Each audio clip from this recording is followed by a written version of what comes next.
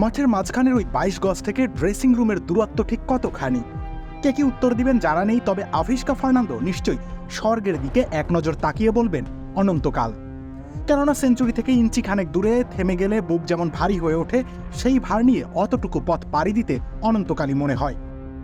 ভারতের বিপক্ষে ওয়ানডে সিরিজের প্রথম ম্যাচে ড্র আর দ্বিতীয় ম্যাচে জেতার পর শ্রীলঙ্কা শেষ ম্যাচে মাঠে নেমেছিল সিরিজ জয় লক্ষ্য নিয়ে, আর এই লক্ষ্য অর্জনের দৌড়ে দলকে সবচেয়ে এগিয়ে দিয়েছেন তিনি। ব্যক্তিগত মাইলফলক ছুঁতে না পারার আক্ষেপ থাকবে ঠিকই, তবে ড্রেসিং রুমের প্রশংসা সেই আক্ষেপ খানিকটা হলেও প্রশমিত করবে।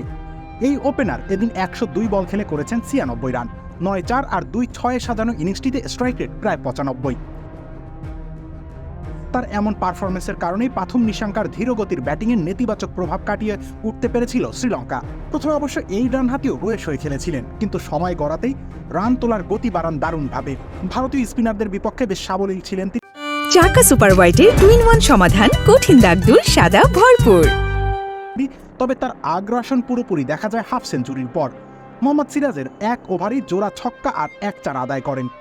শেষমেশ আনকোরা রিয়ান পরাগের স্পিন বুঝতে না পেরে এলবিডব্লিউর ফাঁদে পড়েন আভিষ্কা। ফলে ৩ অঙ্কের ঘরে প্রবেশের একটু আগে প্যাভিলিয়নে ফিরতে হয় তাকে।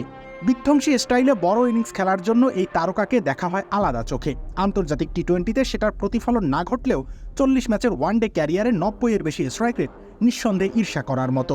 তবে ধারাবাহিকতার সমস্যা বরাবরই ভুগিয়েছে তাকে। ক্রিকেট জীবনের এই পর্যায়ে এসে অন্তত এই সমস্যার সমাধান করা উচিত। রবির ইসলাম রনি, খেলা ৭১।